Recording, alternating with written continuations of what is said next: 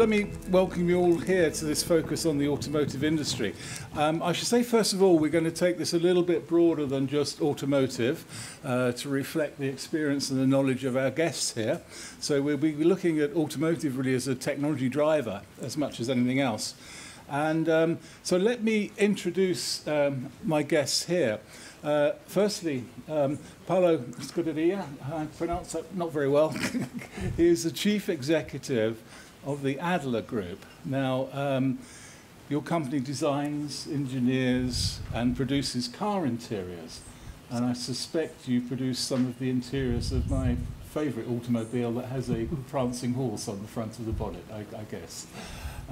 Secondly, we have Yury Vasilyev, who is the chief executive of the Russian Technology Society, which is a company that manages technology development. Is that a fair explanation? And then we have Mr. Kutty on my far left, who is a senior member of the Confederation of Indian Industry and also the chairman of the Southwest Group. So I will begin, I think, straight away is with a question that you can answer in individual ways. We'll address this question and then you can talk what you want to say. I think actually you'd all like to sort of say something to begin with, I think, isn't that right? So let me first start with Mr. Kutty and then we'll work up here. What is it that you would like to tell us about automotive technology and your breadth of experience? Thank you, Chairman, and good afternoon. I would like to generally talk about Indian automobile industry and automobile industry, where we are standing now and what are the activities happening and India's position in the global market. That is what I thought. I'll just have a maybe 5 minutes. I'll just talk after that. You know, if the question comes, and then we'll open it up. That's fine. If you like that. That's fine. Yeah. Indian auto industry is the 6th largest in the world at present. And when you look at the GDP, it is almost 7.1% of the GDP is from this automobile sector. And market-wise, when you look at the potential of the market-wise, it is now 3rd in the world. And when you look at the manufacturing, we wanted to be the 4th place by 2020. That is what the government of India is planning. For that, you know, there is a lot of facilitation from the government, and industry also working with the government to make it happen by 2020. We wanted to be the 4th largest. That's number 4, 4th biggest automotive market in the world. That's your ambition. Right, okay. Right. And I have some figures, you know, which I would like to inform you that sector-wise, you know, again this figure. If you look at the sector-wise, we are number 1 in the three-wheeler market. Three-wheeler market, at present we are number 1. And two-wheeler market, we are now 2nd in the world at present. And passenger car, of course, we are in the 10th in the world at present. And the tractor segment for the agriculture application, we are 4th in the world. And commercial vehicles, we are 5th in the world. And if you look at again the figure of the last 10 years, in 2006 where we were, and today where we are. In 2006, you know, in the passenger car segment, it was 1.3 million production. Now we become 3.4 million. And commercial vehicles from 0.4 million to 0.8 million within 10 years. And the two-wheeler segment, it was 7.6 million in 2006, now it is 18.8 million. And the three-wheeler, it was 0.4 million, now it is 0.9 million, where we stand 1st in the world. And market-wise, India is a very huge market, you know. Mainly these vehicles we are all selling in the urban area. Now the last 3-4 years, we find that the rural market also picking up very well, you know, because of maybe a lot of people who are in the agriculture area. They are also all started buying the vehicles. So the Indian market, generally, it is going to be very huge. Right from the urban area, now it is moved to the rural area. And most of the manufacturers, they set up their sales shop in the rural area also. This is all, I think, you know, it shows you a clear signal where we are moving in this way. And when you look at the exports, it was passenger vehicle is about 3%, two-wheeler is about 16.97%, and commercial vehicle is 5.24%. And again, it is very interesting to note the last 3 months, that is from January to March, we have growth, passenger vehicle about 9.17% growth, and commercial vehicle 3.03%, and two-wheeler 8.29%. So we feel that Indian market is growing very fast, and government has done a lot of initiatives. Now it is allowed for the information of the members who are here. Now it is 100% FDI is allowed in India in the automobile sector. It was earlier we could not think India will do like that. Now it is 100% FDI, foreign direct investment is allowed. And also government is setting a green urban transport system. We are looking more on the environmental aspect now.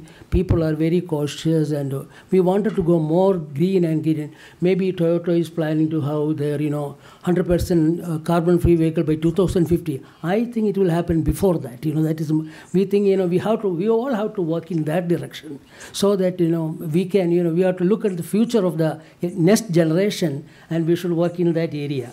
Then government has some other initiative like Make in India. This is started a year back, and through that route, anyone who would like to come to India, there is an easy route, and there are a lot of facilities. And also the interesting thing is that we have so many provinces in India. Now there is a competition between provinces, so that anybody who is giving more facility, better facility, people are going that. And we are, through the World Bank, we are also made a survey. Every year now, Government of India is giving a survey report to the public, which state is number one. Last state was Gujarat. This year they have changed. It is Andhra Pradesh. So it's a competition has been created between the states to get the investors to come to India. There is a lot of opportunity in that area. Then we also have a major initiative called Skill India. We want to make 500 million boys and girls trained in the technical area. For that, it is fortunately again it is given to CII. We are organizing that past 2-3 years, 2.5 years we are doing it, and ITA, the Industrial Training Institute, the technical schools, they have been upgraded one by one. Government is giving a lot of funds, and our boy, see now there is craze, to get these boys. They are all earlier, they were all doing only theoretical thing. Now they are all having all the facilities and so many machineries. Even many of the ITs which is running the automobile industry. I am chairing one of the government ITI, where I could tie up with Volkswagen. They have given a lot of equipment, testing facility, car, everything for the student. They are coming and taking classes. So they kind of, the kind of product which is coming from this technical institution, they should be suitable for the industry. Okay. That is what creating. These kind of lot of activities India it is having, and also. Hybrid vehicles, CNG operated vehicles, these are all government is giving a lot of thrust. So just to so that we can have, and also another thing, the government is going to be mandatory ethanol 5% in petrol. That is going to be mandatory, so that clean air. We thinking in that direction, and also National Electric Mobility Mission, again government initiative.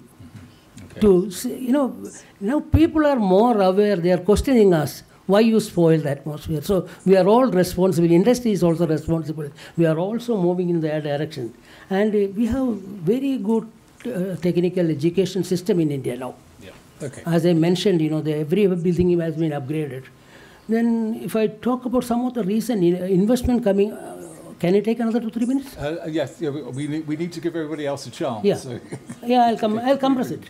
Electric car Tesla is going to be in India in 1 year, and Kia Motors, they are not at, but they are going to invest about 1 billion by 2018. Yeah. Then BMW, they are going to make below 500cc motor vehicle with an Indian company called TVS.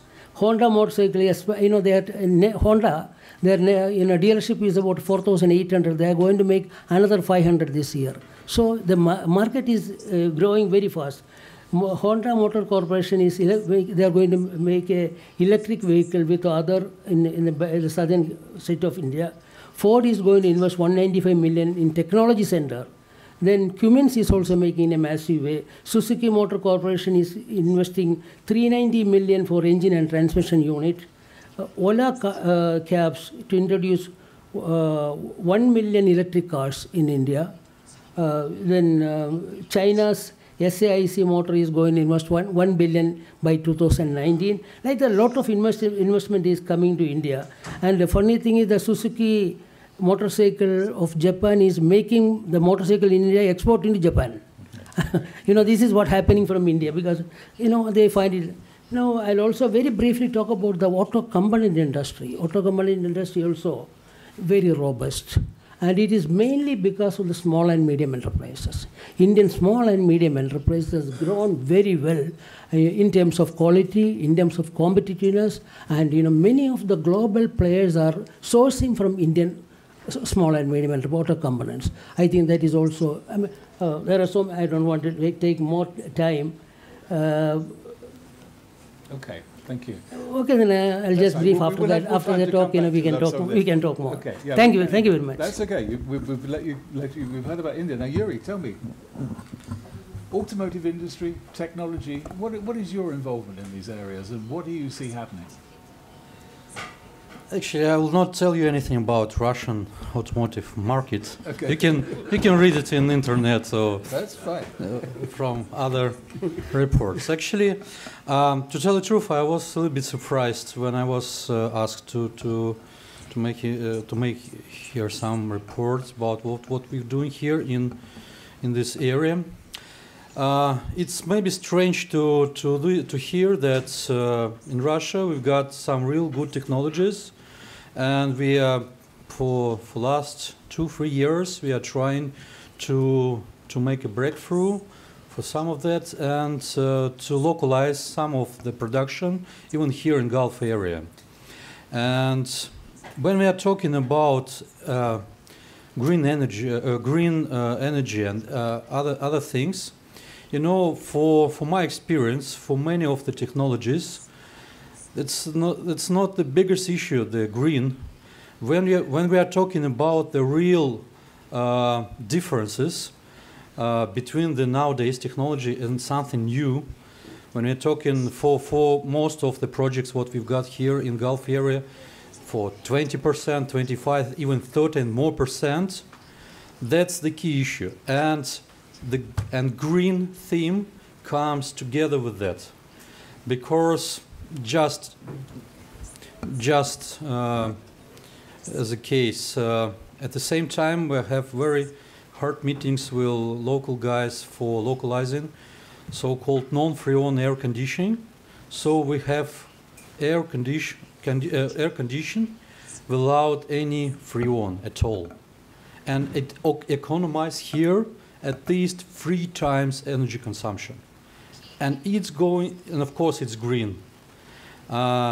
If of course it's cheaper in OPEX, and it's the same in CAPEX, and that's the key issue when we are talking about the business. But at the same time, when you got the real breakthrough technology, at the same time, all these technologies goes with so-called green factor. The other case for example, for water desalination, we've launched 3 months ago. We launched the first stage in Mediterranean area, our first plants for water desalination, and from January we started to sell pure water to the government according to our contract. It's very, very first stage for this pilot factory. But the physics of the process is totally different. And that economizes us about 2, maybe 2.5 times in energy consumptions. So you're using a breakthrough technology there, right? Yeah, it's absolutely different physics of getting pure water from the sea. And at the on the exit of our factory, we don't have any brain. We don't have any oversalted water, which we get back to the sea. That's the main biggest problem for all water desalination reverse osmosis plants. you know that the Gulf area is the most oversalted aquatoria in the world. And according to last reports to the December, maybe January, the factor of salt in the water for the last 2 or 3 years becomes much more bigger than it was, than everybody accepted for this period.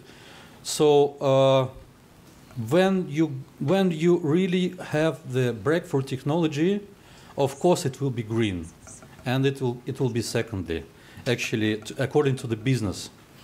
So for this case, of course, we are in the very beginning, but we have a real plant. We sell our water. We don't sell equipment, and it's quite a good, not just energy efficiency, but it's, salt efficiency, because we're selling the salt to the industry, and it's a new type of salt which industry can get at a very good prices. And also, it's the key why I'm here in this area, because we see a potential very big market, not just in Mediterranean, in Asia, in Gulf area, and Africa, because for the next years, the water factor will be more and more important between countries, between municipalities, between small territories, because most of the people live near the sea and don't have the fresh water. And coming back to technologies, once again, on the first stage, it must be, on the first step, it must be very remarkable idea and technology. And of course, the second is the factory, pilot factory. We are here with our air conditions, not just to sell them, but to establish at least 2 factories for this and next year, and here in Saudi Arabia, because here's the market, and here's this summit is about. Okay, thank you. That's a nice explanation of what you're doing, and desalination, a great business, especially with some of these new technologies. I'll maybe turn to you. Breakthrough technologies. You are an essential part of the supply chain of car manufacturers, and cars are changing greatly with enormous new leaps in things from hybrid to electrical power to autonomous vehicles, all sorts of things going on. Well, how do you tell us what you do and how you deal with this enormous change that we're seeing in the automotive industry in terms of product? Grazie per la domanda, molto interessante, molto profonda. Aspetto che possano indossare per la traduzione le cuffie. Ecco, vorrei cominciare col dire che l'auto è un prodotto straordinariamente complesso, è un prodotto dove gusto, design, tecnologie, sicurezza, rispetto dell'ambiente si mixano insieme in modo da produrre qualcosa che è sicuramente nell'ambito manifatturiero il prodotto più complesso che esiste al mondo. L'auto è la frontiera massima rispetto alle tecnologie, rispetto alla modificazione dei popoli, rispetto all'approccio che giovani possono avere rispetto a una moda che cambia piuttosto che un atteggiamento di vita che cambia. Tutto questo è racchiuso in un oggetto molto consueto all'apparenza che si chiama automobile. Ma in esso ci sono fattori sociali, fattori tecnologici, fattori epocali che ne determinano il cambiamento. L'auto e il settore automobilistico è anche uno dei settori più capital intensive, per cui sempre più grandi case automobilistiche hanno bisogno di investire sempre più capitali per promuovere l'innovazione. Oggi sono circa 2.000 i miliardi di dollari prodotti dal fatturato del settore automotive, con circa 10 milioni di persone che lavorano per il settore automotive, e entro il 2020 arriveremo a produrre circa 100 milioni di auto all'anno. Questi sono i fattori dimensionali che implicano una importanza strategica del settore automotive.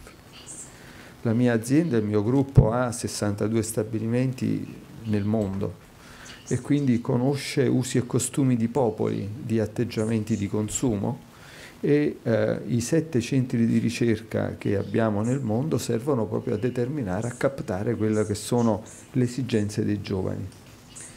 Non solo, le case automobilistiche hanno cambiato completamente l'approccio al mercato e da venditrici di beni sono diventati prestatori di beni in uso.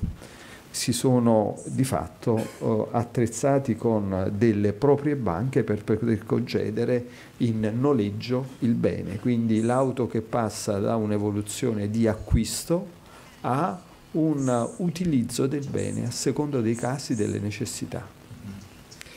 In questo contesto molto dinamico, come vediamo, siamo passati dalla prima industrializzazione di una vettura nota a tutti, che si chiamava Ford T, che ha determinato l'industrializzazione, la catena di montaggio di un bene complesso. Siamo arrivati oggi alla produzione just in time, siamo arrivati oggi alla lean production, siamo arrivati a uno world class manufacturing per produrre sempre meglio, sempre in modo più efficiente. Ed oggi una nuova frontiera che serve alle tecnologie e serve ai mercati potenziali, che impatta, che si chiama industria circolare, che si chiama industria 4.0, no? Quindi nell'industria circolare l'automotive è pienamente coinvolta nel massimo risparmio di ogni bene che consumiamo, dall'acqua, di cui abbiamo sentito parlare con successo di tecnologie importanti, a quel nuovo modo di approcciare popoli che hanno voglia di crescere, ma lo devono fare rispettando l'economia, la natura e tutto ciò che impiegano, in modo che questo alla fine di un circuito virtuoso possa essere di nuovo riutilizzato.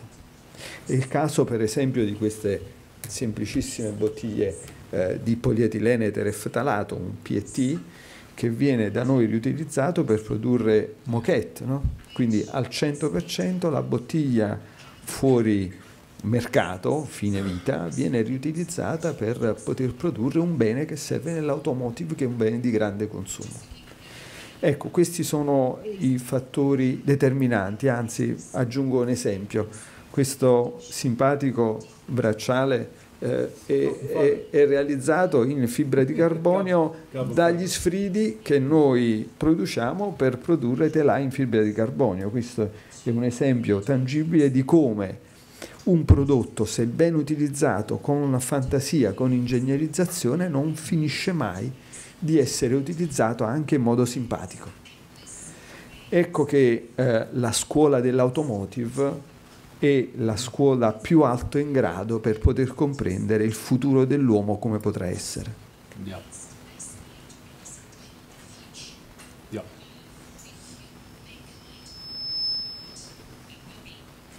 That's very interesting. That's the first bit of carbon fibre I've actually seen recycled. I've been asking people, well, you know, we're using carbon fibre in aeroplanes and in cars to decrease weight, because the more weight you can take out of a product, obviously the more miles per gallon you can get. But it's a tricky material to manufacture with, and we don't yet know. Yes, so it solves some environmental problems, but it potentially creates another, which is, what do we do with carbon fibre bodied aircraft and carbon fibre bodied cars?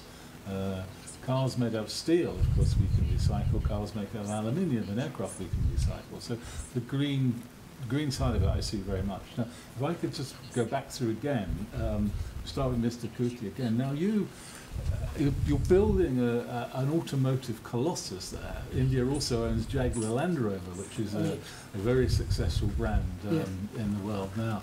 So is there, taking these environmental factors on board, you don't have to make cars in quite the same way as they've been made before, because there are new manufacturing methods. You talk about Industry 4.0. Yeah. There are new drivers, there are new technologies, there are electric cars, there's hybrid cars, there's hydrogen-powered cars, and there's probably many more as well. So do you see the development of the motor industry in India following the same lines that it has done in other countries, or do you see it developing in a different way to take account of crowded cities, pollution and environmental concerns? If you look at, we have improved considerably in the last 5 years. And we are going ahead, improving our own. To example, I can tell you, R&D, you are talking about the investment in R&D. We have almost 1,165 R&D centers run by about 850 multinational companies. So India is geared up for that. We are also making a lot of changes. If you look at our old version of vehicle and now, a lot of weight changes are there. So much improvements are there, And also safety.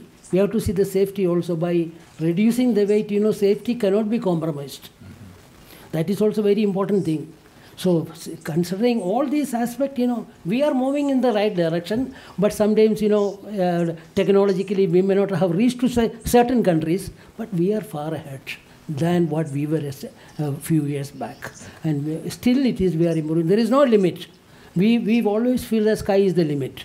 We have to improve and improve. That's the only solution. So your ambitions can be as big as that industry as you wish. We certainly have a lot of potential customers. Yury, you've introduced a new technology into a business, but a little bit like we were saying with cars. The product itself was you would buy a car, it would be your car, and you would drive it. And we are beginning to see a world where you actually hire the car as a service. Now, you were selling a service there. You were not selling a desalination plant. You're selling a solution to a problem, presumably. Can you see other new technologies coming into the market like that, and maybe other projects you're involved in? I've neatly tried to stitch the car industry in with myself. Actually, the car is instrument to transfer you from one point to another. And for most of the citizens, it's the 2 points, your home and your office. And actually, I'll not tell you something new, but the most of the problems, and Moscow is also a very big megapolis, most of the problems of our megapolis is the traffic. And actually, the new government of Moscow, for last 5 years, they doubled construction of metro and light rails, and it was amazing when I was asked 3 years ago to organize an R&D center in monorail, and I was asked to make a new kind of a construction for light metro, let's say, or light monorail transportation. And actually, we've done that, and by the end of last year, we launched our test wagon on the first kilometer in the Moscow region. We are the member of Monorail Association, and last summer I have a report there, and even Siemens told me that we've done a lot for automotive. I mean automatics. We've done a lot of. And even for 2 years with our engineers, we've done some things much more better and simply. And it's safety, because we took the hardest standards from Russian railways for the security, and this pilot wagon for the first kilometer for the security system is made mostly like a railway system. And actually, I have a car. I have 2 cars in the family, and I don't like to have them, because it's most of the problems goes for these cars. Of course, it's some flexibility, but I'd like to have more flexi public transportation system. And of course, we will have much more metro station, and I'll do all my best to launch a new monorail lines. Of course, it will take some years, but I think it's the most direction which we have to go to for the cities. For countryside, for suburbs, or for some trips with family, of course, we need some private transport, and I'll hope that it will be soon driverless. It will be as much safety as it can be. You think it will be driverless or rather autonomous? Because they're slightly different things, aren't they? It will be driverless. I hope that, because I know I don't know. Have you ever been to Russia? Have you ever faced how Russian drivers drive their cars? I've driven in Naples. Yes, you was in Naples. I think that it's I think that the world in two different systems. Yeah, Asia styles and Russian is the same, and let's say Europe or US style.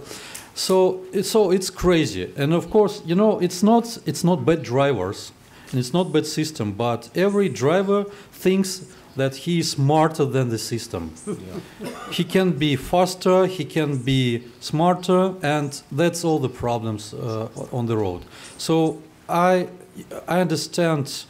You see, next month I'm waiting for the third baby in the family, and I'm for more and more I'm become thinking that I want that everything on the road will be driverless, because you can. I have a Mercedes. It's very good van.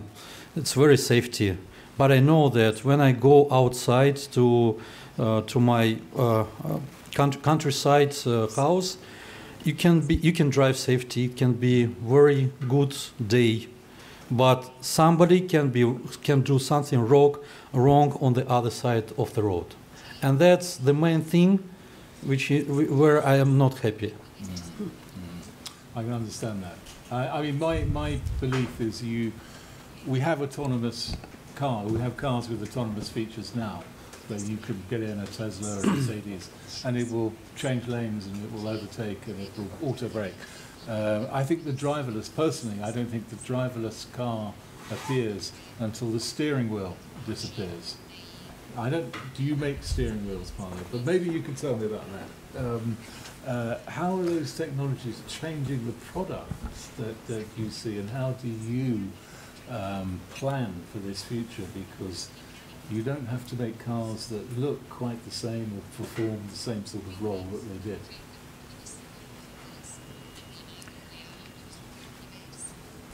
Sì, mi corre l'obbligo, prima di dare una risposta al mio amico, a cui suggerisco di organizzare dei corsi di guida sicura per i driver di Mosca, così genera un ulteriore business, no? Quello delle scuole che adottano gli automobilisti indisciplinati e li trasformano in piloti sicuri. Questo potrebbe essere un grande business. Per tornare invece alla domanda, la domanda si compone in effetti di quello che sarà l'auto del futuro. L'auto del futuro sarà fatta di trazione alternativa, di connettività, di comfort e poi, lasciatemi dire, di passione. I primi punti, le trazioni alternative, a cui all'ibrido, all'elettrico dobbiamo aggiungere immediatamente, per dare una risposta tangibile, la trazione a gas propano o a GPL, a metano, che rappresenta una tecnologia immediata, che rappresenta una tecnologia producibile per gran numero di vetture richieste secondo le nuove normative, e rappresenta anche un fattore di democratizzazione di quelle tecnologie che invece oggi, con trazioni elettriche e trazioni ibride, sono ancora nelle mani di pochi. Quindi i governi non potranno mai legiferare obbligo di percentuali di auto elettriche o ibride, perché si scontreranno con quelle che sono le reali capacità produttive delle case automobilistiche. Per cui per rendere e dichiarare ecologica una vettura dobbiamo oggi sicuramente allargare il campo a tutto ciò che è una trazione con gas. Ricordiamo che il 95% del particolare viene abbattuto, quindi l'auto è assolutamente ecologica utilizzando metano o GPL. Immaginate solamente che entro il 2020 la Cina vorrà imporre l'8-10% delle vetture circolanti sul proprio Stato con trazioni alternative, e le aziende automobilistiche impazzirebbero. Non sarà possibile produrre una tale quantità di vetture con tecnologie ibride o elettriche entro un numero in tempo così breve. E quindi dobbiamo allargare il concetto di ecocompatibilità del veicolo con le normative. Quindi questo è un primo grande punto da poter transare, accordarsi con i governi per rendere molto più fruibile una vettura, anche a costi più contenuti, una vettura alternativa, con una trazione alternativa. Il secondo grande tema, connettività. Le vetture si evolveranno un po' come dicevamo prima, cioè entrando in una vettura si potranno fare 1000 cose, e se si vuole guidare, perché saranno dotate di un pilota indipendente, di una guida autonoma, per cui potremo vedere il cinema, potremo leggere i giornali, potremo conversare, fare dei meeting di lavoro spostandoci da un punto A a un punto B. Questa sarà in un futuro molto molto vicino, sarà la prossima meta per chi utilizza la vettura come bene da utilizzare in quanto mobilità. Il terzo appeal di una vettura del futuro sarà sempre più il comfort, perché dovremmo, indipendentemente dalle condizioni esterne che sono meteorologiche, di strade eccetera, potremmo sentire la musica nel modo migliore possibile, come in questa sala, oppure dialogare perfettamente, oppure avere tutto il comfort possibile per riposare. E in ultimo, ma non è ultimo, l'elemento passione, perché se ci sarà un'auto cibernetica, un'auto androide, un'auto completamente autonoma nelle reazioni e in tutto quello che potrà fare, ci sarà sempre di più un pubblico appassionato che utilizzerà auto di grande prestigio, ma di grandi prestazioni, di grandi possibilità di esprimere la propria passione a chi la possiede, e quindi auto che non avranno neanche più il cambio automatico, ma che torneranno ad avere un cambio manuale per poter provare il brivido di controllare veramente un bene che è straordinariamente potente e straordinariamente difficile. Quindi si alterneranno sicuramente queste due visioni, un mondo molto avanti e parallelamente un mondo di passione, un mondo di chi vuole utilizzare il bene, viverlo secondo quello che prova con i propri sentimenti. That's very interesting, because I once wrote a piece that said the end of the gearbox, the manual transmission was no more, and all cars were going to be automatic, because with the arrival of the Tiptronic in the Porsche and in other cars, these automatic gearboxes or automated gearboxes can change gear faster than you or I can. And they can change gear at more efficient points of the engine, so that the car is more efficient than you can. So a bit like an autonomous car, it will drive more safely than you. But I'm very glad to hear that you believe there still will be a market for passionate drivers, what you might call the petrol heads of this world, who like to drive cars for the thrill of it. That brings me to a point. If I can stay with you, and then we go to Yury, and then we go to Mr. Kutty again. But just staying with you, Paolo, that with Industry 4, as we call it, or the modernisation of manufacturing, and to some extent a lowering the cost of entry, we are actually seeing new cars appear in the market, and some of those cars are enthusiast cars. I mean, there is even some talk of, certainly in the United States, of crowdsourcing production. A small group of people would crowdsource the production of a car, and using additive manufacturing and other processes, you could have very limited production runs of 200-300 vehicles using technology. So you see that market as, that's a small scale market. That's one that other countries could enter, isn't it? I mean, you don't have to be in a, you could do that sort of automobile manufacturing almost anywhere. Could you comment on that, and then I'll take that forward to the rest of you. Paolo, please.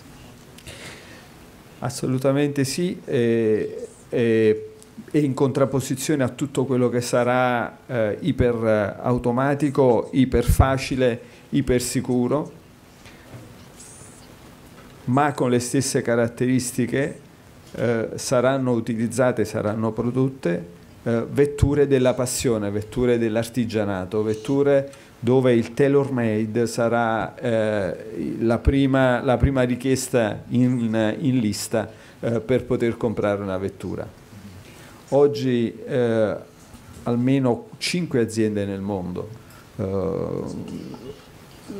seguono questa filosofia, addirittura ci sono clienti che si disegnano una vettura secondo i propri desideri e poi questa viene realizzata e diventa un pezzo straordinariamente unico, no?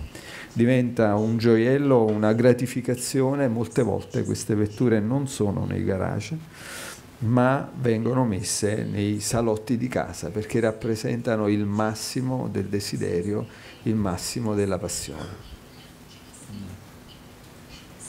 So you have a car in your lounge that you admire. Yury, do you have a car in your lounge?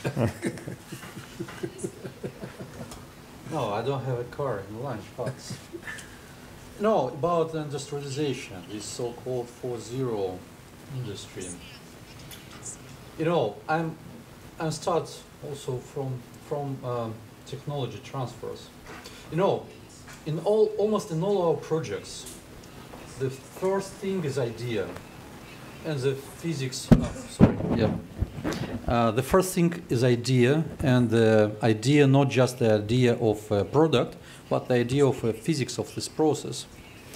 And of course, when we are talking about the complicated projects, when we're talking about some very serious technologies, there is a huge number of many different topics around the core. And at the same time, I run 4 R&D centers. One of them, I told you for monorail system.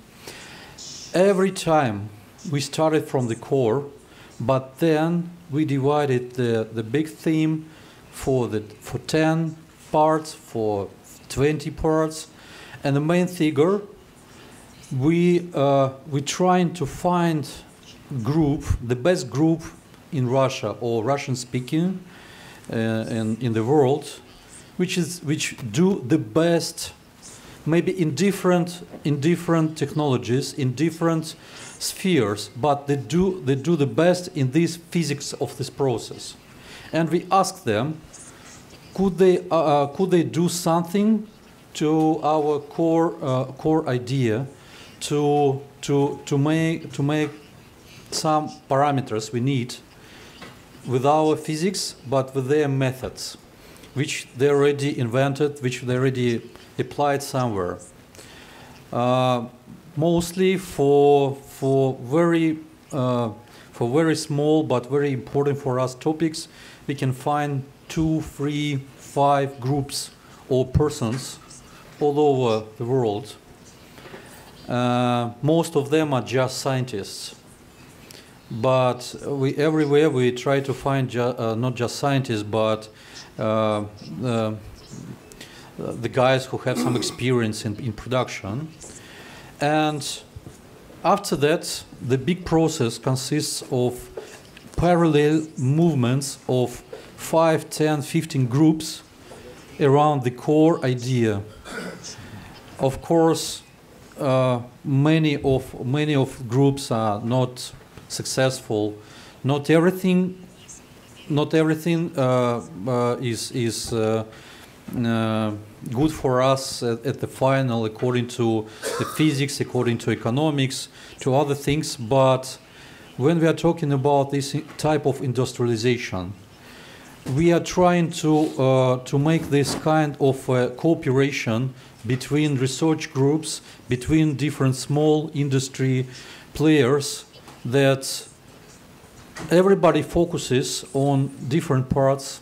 They have some very unique equipment, and we can place a very unique orders for different types, for different sites. Yeah. We're getting a bit close on time. Mr. Kutty, could you just like to finish up very quickly? Will we see some customized Indian cars? I think you already do see some customized cars in India, but some using these new manufacturing techniques. Chairman, we are a large country with a small population of 1.1 billion only. So we need different types of cars. We make the cheapest car in the world. Yeah. You can buy a car for $2,000. It's still available. And also you can get a very high quality, high cost car also. So the option is yours. You know, we have different type of people. Poor people are there, medium type, high standard people. So there is an option for everybody. We have, you know, any type of car you want, you can get it. And now 3 of the major companies in India, now they are going to make driverless car very soon.